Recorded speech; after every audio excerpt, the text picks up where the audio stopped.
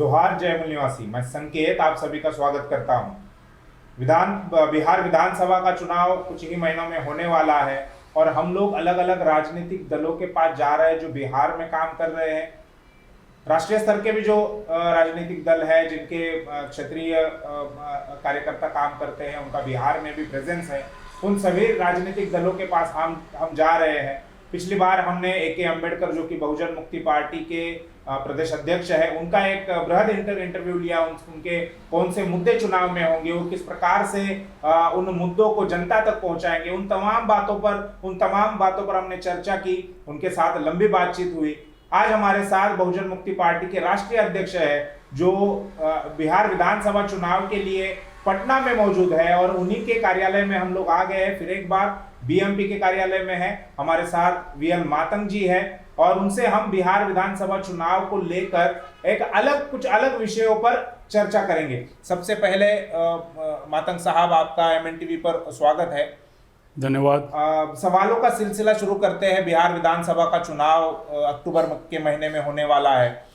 2014 के लोकसभा चुनाव के बाद बिहार ही वो राज्य है जिसने बीजेपी के एक बड़ी जीत को रोकने का काम किया था। इस लिहाज से 2020 में जो विधानसभा का चुनाव होगा उसका क्या महत्व है, कितना महत्व होगा?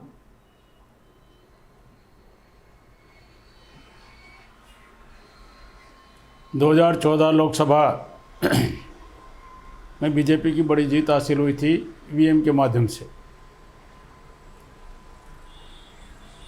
15 में विधानसभा का चुनाव था, 2015 में। उसका बैकग्राउंड मैं आपको बताना चाहूँगा। पहले तो आपको 2010 की विधानसभा बिहार के संदर्भ में जानना जरूरी है। उस समय लालू यादव जी और रामविलास पासवान जी इकट्ठा आए थे। उस समय नीतीश जी बीजेपी के साथ थे, तो यादव के विरोध में एमबीसी का कार्ड खेला था, अति पिछड़े वर्ग का, और पासवान के विरोध में महादलित का कार्ड खेला था और दोनों को परास्त किया था। लेकिन 2015 के चुनाव में वो समीकरण बदल गया, तो बैकवर्डों का पोलराइजेशन हो गया। लालू जी और नीतीश जी एक साथ आ गए। इसी वजह से क्या हुआ कि बैकवर्डों के वोटों का बंटवारा संभव नहीं हुआ और वो एक कारण बना बीजेपी को परास्त करने का। सबसे बड़ा कारण वो बना कि मुस्लिम लामबंद हो गए, यादव लामबंद हो गए, अति पिछड़ा वर्ग लामबंद हो गए, शेड्यूल कास्ट लामबंद हो गए, ओबीसी लामबंद हो गया। तो इस सारा का सारा 2015 के चुनाव में बैकवर्डों के वोटों का बंटवारा नहीं हुआ। इसमें बीजेपी कामयाब नहीं हुई, इसी वजह से परास्त हुआ था। लेकिन लोगों की अपेक्षा थी, उसके मुताबिक नीतीश जी ने काम नहीं किया और नीतीश जी ने दोबारा पुनः जो कहते थे बीजेपी में मैं मिट्टी मिल जाऊंगा, बीजेपी में नहीं जाऊंगा, तो 2015 का चुनाव और अभी के चुनाव में बहुत अंतर आ गया। अब मुस्लिम जेडीयू के साथ जा नहीं सकता बीजेपी की वजह से। यादव का वोट होना उधर जाने का सवाल ही नहीं है। अति पिछड़ा वर्ग नीतीश जी से धोखा गया। तो दोबारा नीतीश जी बिहार की राजनीति को ठीक तरीके से शायद नहीं समझ पाए, या बैकवर्डों का ध्रुवीकरण नहीं समझ पाए। फॉरवर्डों को खुश करने के लिए बीजेपी के साथ दोबारा मिल गए, गठबंधन किया। इसका सबसे बड़ा कारण 2019 में लोकसभा में ईवीएम का डर नीतीश जी को सता रहा था। इसी वजह से उनकी मजबूरी हुई वहाँ जाने की। अभी परिस्थितियाँ बदल गई है। दोबारा बीजेपी और जेडीयू को बिहार के लोग परास्त करेंगे और नीतीश जी इस बार कामयाब नहीं होंगे। जी, बीएमपी के लिए ये चुनाव कितना महत्वपूर्ण है? बीएमपी के लिए चुनाव ये महत्वपूर्ण इसी दृष्टि से है कि जो पार्टियां बाइपोलर सिस्टम का पार्ट बन चुकी है। आप मालूम है पत्रकारों को कि कांग्रेस की जो नीतियाँ थी वही बीजेपी की नीतियाँ। कांग्रेस ने प्राइवेटाइजेशन किया, विदेशी कंपनियों को बुलाया, सरकारी संस्थाओं को बेचने का काम किया, बीजेपी वही कर रही है। कांग्रेस ने SEZ शुरू किया, बीजेपी वही किया। कांग्रेस ने FDI शुरू किया, बीजेपी ने उसको 4 गुना लागू कर दिया। कांग्रेस ने क्रीमिलियर नहीं हटाया, बीजेपी नहीं हटाया। कांग्रेस ने जाति जनगणना नहीं किया, बीजेपी नहीं कर रही है। कांग्रेस ने एजुकेशन को प्राइवेटाइजेशन कर दिया, बीजेपी उसी काम में लगी हुई है। कांग्रेस आरक्षण पर अमल नहीं किया, बीजेपी बोलती है होना नहीं चाहिए। तो NDA UP का दोनों का एक ही एजेंडा है, तो इसमें विरोध पक्ष दिख नहीं रहा है कोई। खुलकर जो विरोध पक्ष होना चाहिए उनकी नीतिगत नीतियों को विरोध करने वाला, तो उसमें BMP बहुत बड़ा रोल कर रही है। वास्तविक धरातल पर हम लोग वो मुद्दे उठा रहे हैं। तो पिछले 4 साल हम लोगों ने बिहार के प्रत्येक विधानसभा में 4 बार राज्य स्तर की परिवर्तन यात्रा निकाली है। तो ज़मीनी स्तर पर हमारा बेस बन चुका है और ये चुनाव में BMP बहुत बड़ा महत्वपूर्ण रोल प्ले करेगी। मातंग जी, एक अगला सवाल है कि विधानसभा चुनाव में 2015 के JDU और RJD का महागठबंधन बन गया था बीजेपी के विरोध में, और जिसका उन्हें फायदा भी मिला, उनके राज्य में सरकार बनी। लेकिन उसके बाद JDU ने RJD का साथ छोड़कर बीजेपी का दामन थाम लिया। तो क्या इस 2020 के विधानसभा चुनाव में बीजेपी और अभी चूंकि JDU भी उसके साथ है, तो बीजेपी और JDU को हराने के लिए क्या राज्य में महागठबंधन बनते हुए कुछ दिख रहा है, या महागठबंधन बनेगा इनके विरोध में? अभी इस समय कोई चित्र स्पष्ट दिख नहीं रहा है। प्रेशर टेक्निक का एक दोनों साइड से अभियान चल रहा है जी, सीटों को ज़्यादा हासिल करने के लिए। जैसे आपको मालूम होगा कि NDA में भी चिराग पासवान ने कहा, प्रेशर डेवलप किया, और बीजेपी के स्टेट प्रेसिडेंट ने कहा कि हमको JDU और बीजेपी के अलावा किसी की ज़रूरत नहीं है। तो सीटें ज़्यादा हासिल करने का एक दबाव तंत्र बना रहे हैं। तो उसी तरह महागठबंधन में भी नीतीश जी, महागठबंधन में भी मांझी जी का बार बार प्रेशर, उपेंद्र कुशवाहा जी का भी प्रेशर, मुकेश सहनी का भी प्रेशर, ये चल रहा है, दबाव तंत्र चल रहा है। चित्र अभी स्पष्ट नहीं है, लेकिन एक बात निश्चित है, अगर आप बीजेपी JDU को हरवाना चाहते हैं तो महागठबंधन बनना जरूरी है और बनना भी चाहिए। और समवैचारिक पार्टियों को जो सामाजिक मुद्दों पर लड़ाई लड़े हैं, उन पार्टियों को साथ में लेकर RJD को चलना चाहिए, तभी आप बीजेपी और JDU का मुकाबला कर सकते हैं। अगर अकेले अकेले वोटों का बंटवारा हुआ तो आप बीजेपी को परास्त नहीं कर सकते हैं। Man to man, 1 to 1 election अगर 1 to 1 हुआ तो बीजेपी परास्त होगी, और अगर बिखराव हो गया तो बीजेपी कामयाब हो जाएगी। इसलिए महागठबंधन बनना चाहिए और उस प्रयास में सारे लोग लगे हुए हैं। तो बनना निश्चित है, बनना महागठबंधन निश्चित है, लेकिन अभी वर्तमान में चित्र स्पष्ट नहीं है। तो आप भी महागठबंधन में सहभागी होंगे? हाँ, अगर बीजेपी JDU को हरवाने के लिए सम्मान तरीके से हम लोग को सीटों सम्मानीय तरीके से अगर हिस्सेदारी दी जा रही है, तो निश्चित तौर पर बीजेपी हरवाने के लिए कांग्रेस को, बीजेपी को और JDU को हरवाने के लिए निश्चित तौर पर हम महागठबंधन का हिस्सा हो सकते हैं। जी, अगले सवाल की तरफ बढ़ते हैं।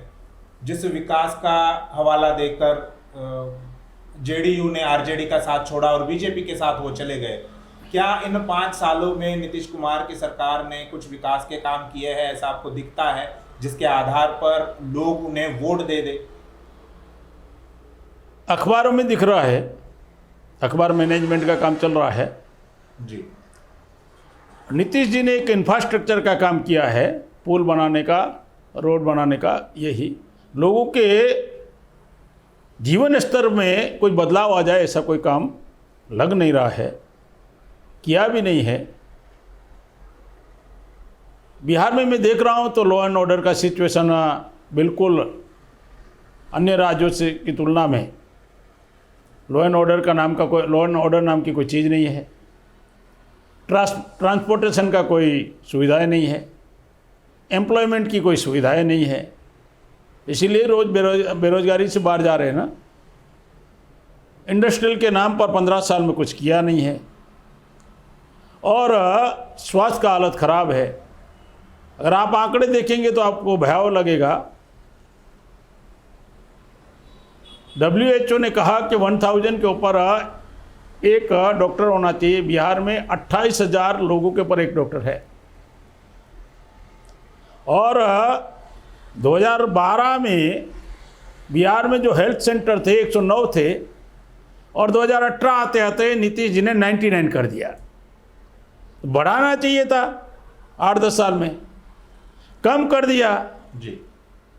अब इंफ्रास्ट्रक्चर है नहीं, इसी वजह से बीमारी कंट्रोल आ नहीं रही है, केसेस बढ़ते जा रहे हैं। तो स्वास्थ्य के संदर्भ में भी किसी प्रकार का कोई उन्होंने डेवलप किया ऐसा लग नहीं रहा है। पिछली बार चिमकी बुखार में आपको मालूम होगा 100 से ज़्यादा बच्चे एक्सपायर हो गए थे। तो किसी भी प्रकार का मुझे तो विकास नीतीश जी का लग नहीं रहा है। हाँ, उसको मीडिया बड़ा बना रहा है, शो बना रहा है। वैसे नीतीश जी की जो राजनीति है परजीवी राजनीति है। कभी फर्नांडिस के मुद्दे पर, जॉर्ज फर्नांडिस के मुद्दा पर उनका इस्तेमाल करके अपना कद बड़ा किया। कभी लालू जी को काउंटर करने के लिए शरद यादव जी का इस्तेमाल किया और फिर शरद यादव जी जब अलग हो गए तो फिर दोबारा लालू जी से हाथ मिलाया। फिर अभी लगातार बीजेपी से हाथ मिला। अगर नीतीश जी लगातार विकास करे तो उसमें बीजेपी की तो जरूरत होनी नहीं चाहिए थी। ये अपने आप में सबूत है कि उनका और नीतीश कुमार बीजेपी का बी टीम बना हुआ है। अगर विकास किया होता तो बीजेपी पर निर्भर नहीं रहते। ईवीएम पर अभी भी काफी सारे सवाल बने हैं, अभी भी सवाल उठ रहे हैं। आपकी पार्टी और आपने कई सारे मतलब लंबे समय से 2014 से जब से ये मामला सामने आया है ज़्यादा बड़े पैमाने पर, तब से आप लोग ईवीएम पर सवाल उठाते रहे। कई सारे आंदोलन आपने किए, सुप्रीम कोर्ट में आपकी केस चल रही थी। इसके अलावा प्रबोधन का भी आपने काम किया है। और इस विधानसभा चुनाव के लिए राज्य का जो निर्वाचन आयोग है उन्होंने ये कहा है कि अभी ये नई ईवीएम है, इसमें टेम्पर नहीं हो सकता, ये टेम्पर प्रूफ है। अगर कोई छेड़छाड़ करने की कोशिश करता है तो ईवीएम उसकी फोटो निकाल लेता है। अगर कोई स्क्रू भी खोलने की कोशिश करेगा तो भी वो मशीन जो है अपने आप बंद हो जाती है, ऐसा निर्वाचन आयोग का कहना है। तो क्या इतनी सारी सफाई देने के बाद भी अभी भी आपकी तरफ से ईवीएम पर सवाल बने हुए हैं? निश्चित तौर पर ईवीएम पर सवाल बने हुए हैं। 8 अक्टूबर 2013 का सुप्रीम कोर्ट का जजमेंट ये मानता है कि ईवीएम से निष्पक्ष चुनाव नहीं हो सकता। अगर चुनाव आयोग को इतना ही भरोसा है नई मशीनों के ऊपर तो 100% होने वाले वोट जो हो रहे हैं उसकी वीवीपीएटी की काउंटिंग करा लो। चलो आपकी बात मान रहे हैं कि अब नहीं होगा, इसका मतलब पहले होता था। और आप कह रहे कि नहीं होने वाला, संभव नहीं है, तो आप वीवीपीएटी की पर्चियाँ गिनाने के लिए आपको क्या ऐतराज़ है? फिर तो आपको डरना ही नहीं चाहिए। देश में चुनाव आयोग का अजीब तंत्र बना हुआ है। दुनिया के किसी भी देश में लोकतंत्र का आधार स्तंभ है बहुमत और अल्पमत। पार्लियामेंट में भी यही चलता है, एमपी के चुनाव में हार जीत के फैसले में यही चलता है, एमएलए में यही चलता है। दुनिया के हर लोकतंत्र में ये चलता है, बहुमत और अल्पमत। ये लोकतंत्र का सिद्धांत है। अगर भारत की बहुमत पार्टियां वो भी नेशनल लेवल की पार्टियां, क्षेत्रीय पार्टियां तो है ही है, मेजॉरिटी 99 पार्टियां ये कह रही, 99% पार्टियां ये कह रही है कि बैलेट पेपर से चुनाव होना चाहिए, तो चुनाव आयोग बहुमत को भी नहीं मान रहा है। केवल बीजेपी बोल रही है कि नहीं, एनडीए बोल रही है कि ईवीएम से चुनाव हो। तो चुनाव आयोग को तो बहुमत जो मेजोरिटी पार्टियां बोल रही है कि बैलेट पेपर से चुनाव होना चाहिए, तो चुनाव आयोग को तो पार्टी बनना नहीं चाहिए था। तो ये जो वोटों की चोरी हो रही है, इस संदर्भ में हम लोगों ने सुप्रीम कोर्ट में 18 अक्टूबर 2018 को हमने केस दायर किया कि 100% पर्चियों की गिनती होना चाहिए, वो भी करवा नहीं रहे। कैसे माना जाए?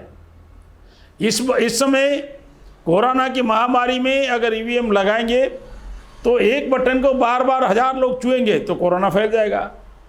तो हमारा ये आवाज़ था कि आप बैलेट से चुनाव करवा लो, ताकि कागज़ में कोरोना नहीं फैलता, अखबार पढ़ते हैं लोग। तो चुनाव आयोग कह रहा है कि ईवीएम लगाएंगे और लोगों को हैंगलोज बांटेंगे, ग्लोज बांटेंगे खादी उद्योग से।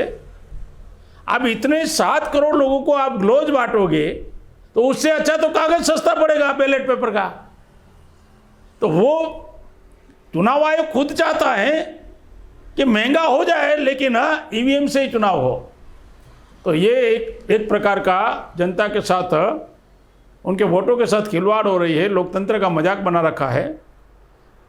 इसीलिए अब हाल में आपने मालूम होगा, दिग्विजय सिंह कांग्रेस के महासचिव ने कहा कि जब तक ईवीएम तब तक बीजेपी और नरेंद्र मोदी को हरवाना संभव नहीं है, जी, लामबंद होना संभव नहीं है। तो इससे आप अंदाज़ा लगा सकते हो कि ईवीएम और चुनाव आयोग ईवीएम से करवा कर किसके फेवर में, किसको बेनिफिट हो रहा है। तो चुनाव आयोग को पार्टी नहीं बनना चाहिए। चुनाव आयोग को लोकतंत्र पर ज़्यादा लोगों का विश्वास बरकरार रहे, इस तरह का काम करना चाहिए। और ये चुनाव बैलेट पेपर से होना चाहिए, हमारी आज भी यही मांग है। मातंग जी, अभी कोरोना महामारी का समय चल रहा है और ऐसे में निर्वाचन आयोग जो है उन्होंने ये कहा है कि रैलियां नहीं होगी, प्रचार नहीं होगा, प्रचार सभाएं जो होती है वो नहीं होगी, घर घर जाकर प्रचार नहीं होगा। तो इस माहौल में सभी राजनीतिक दल वर्चुअल रैली का सहारा ले रहे हैं, वर्चुअली अपनी बात लोगों तक पहुंचाने का काम कर रहे हैं। जैसे बीजेपी ने कई 100 करोड़ रुपए खर्च करके वर्चुअल रैली ली 7 जून को। क्या लगता है, ये वर्चुअल रैली का जो सिस्टम है या वर्चुअली बात लोगों तक पहुंचाने की जो नई तकनीक है, इससे लोकतंत्र को खतरा है या इससे लोकतंत्र और ज़्यादा बढ़ेगा? वर्चुअल रैली से लोकतंत्र को खतरा है, क्योंकि वर्चुअल रैली का सिद्धांत लोकतंत्र के विरोध का है।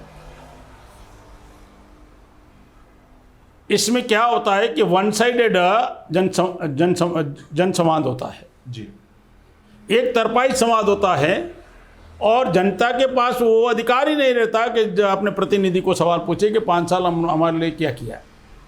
तो एक तरफाई संवाद होते जा रहा है।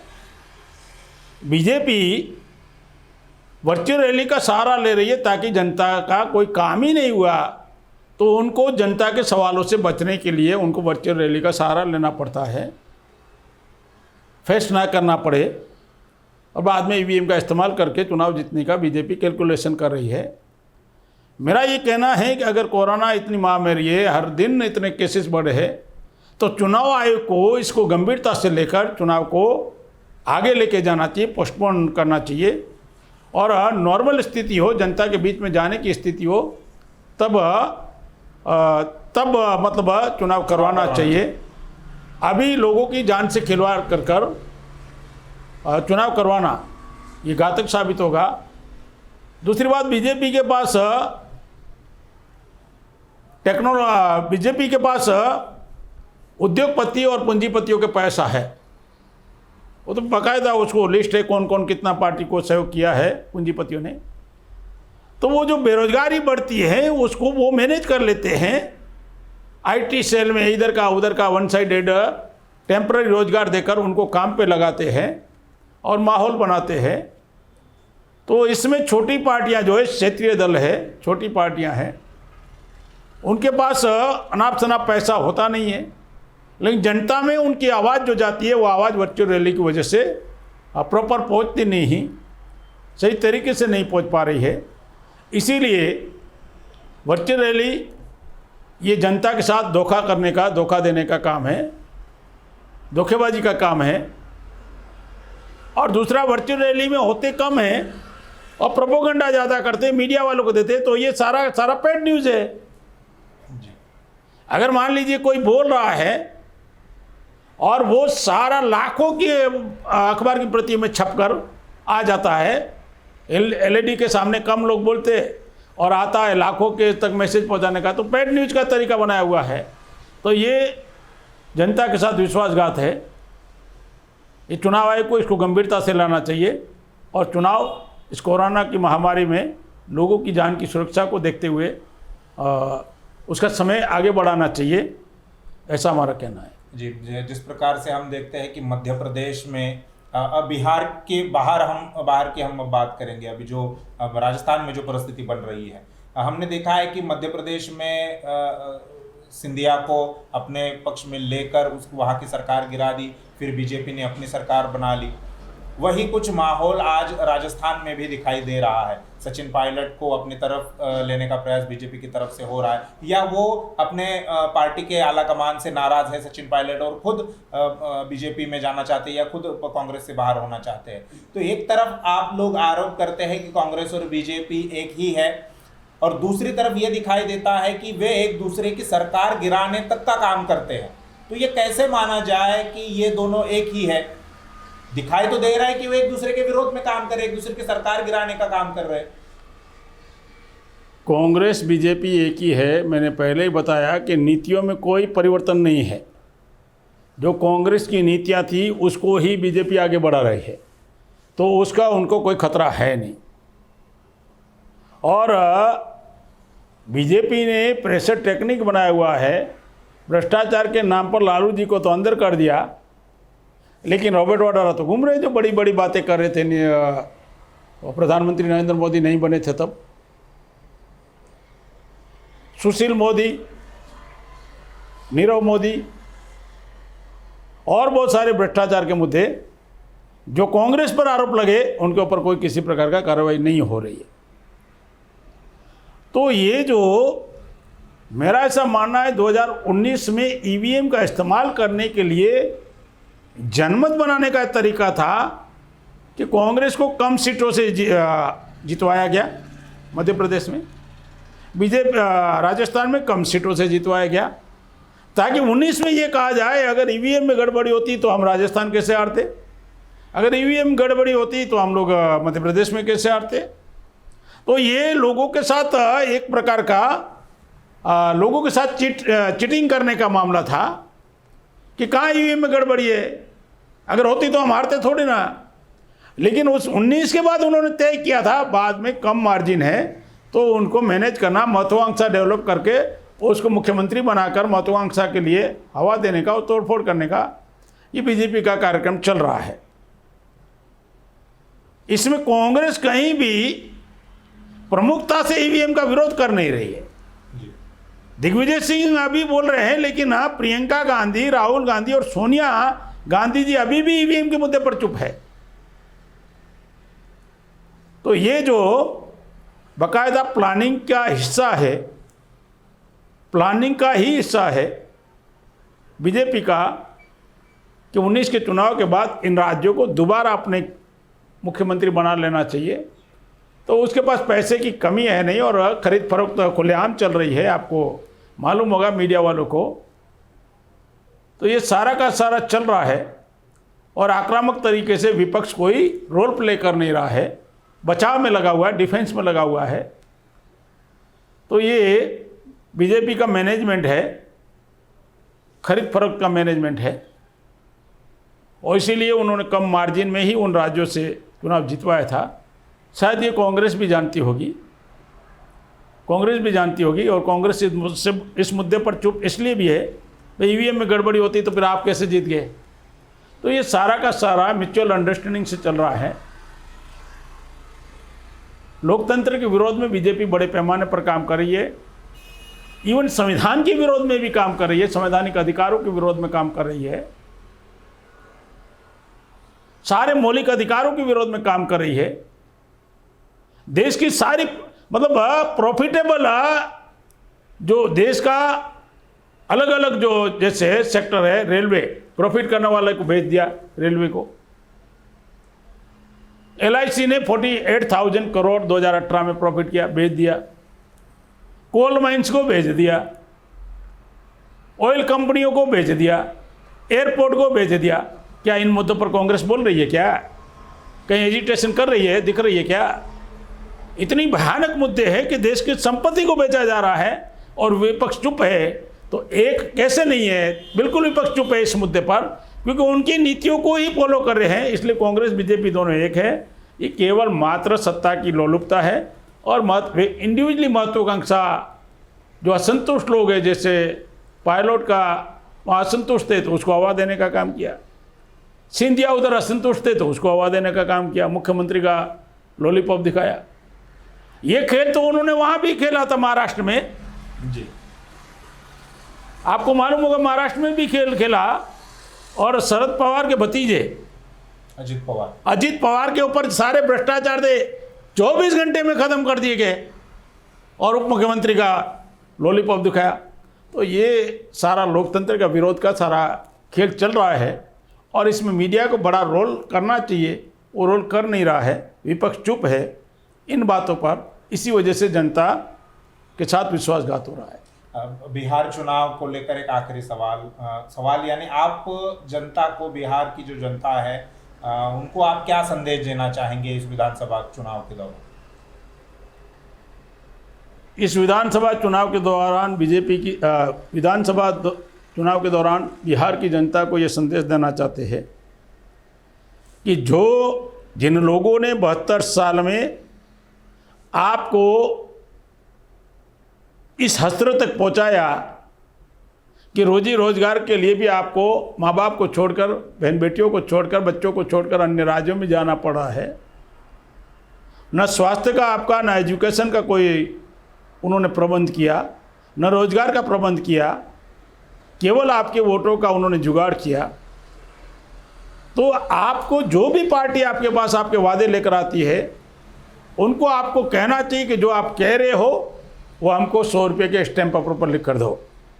बहुजन मुक्ति पार्टी 100 रुपये के स्टैम्प पेपर पर लिख कर अपना मैनिफेस्टो दे रही है कि हम जो वोट मांग रहे हैं इस मुद्दों पर, अगर उसको अमल नहीं करते सत्ता में आने के बाद, आप हमारे पर केसेस कर सकते हैं कि हमारे साथ विश्वासघात हुआ। तो बिहार की जनता को मैं अपील करना चाहता हूं कि आप जो मुद्दे आपके भविष्य, आपके बच्चों के भविष्य के साथ जुड़े हुए हैं, वो मुद्दे के आधार पर पार्टियों से लिखित में 100 रुपये के स्टैम्प पेपर पर जो पार्टी देती है, आपको एक प्रकार का एग्रीमेंट करके देती है, उन पार्टियों को आपको समर्थन करना चाहिए। और जहाँ आपको किसी प्रकार के झांसे में ना आते हुए, किसी प्रलोभन में ना आते हुए, क्योंकि वोट खरीद फरोख्त का चलता है, पैसा बढ़ता है, शराब बढ़ती है, साड़ियाँ बढ़ती है, आजकल बहुत सारा साइकिलें बढ़ती है।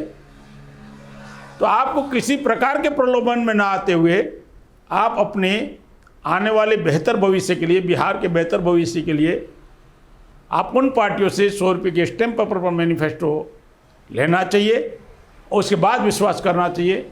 इतनी ही मैं बात कहना चाहता हूँ। और सारी पार्टियों को आपने बार बार आजमाया, एक बार बहुजन मुक्ति पार्टी को भी आप आजमाइए, ये आपसे उम्मीद और अपेक्षा है और आप अवसर देंगे बहुजन मुक्ति पार्टी को बिहार विधानसभा के चुनाव में। इसके लिए आपका धन्यवाद। ये थे बहुजन मुक्ति पार्टी के राष्ट्रीय अध्यक्ष वीएल मातंग साहब, जिन्होंने हमें समय दिया। बिहार राजनीति से लेकर देश में जो राजनीति चल रही है, कांग्रेस और बीजेपी की, ईवीएम का मुद्दा, इन तमाम बातों पर हमसे उन्होंने चर्चा की। उसके लिए फिर एक बार उनका शुक्रिया अदा करते हैं और यहीं पर रुकते हैं। आप देखते रहिए MN TV और MN न्यूज़ बिहार।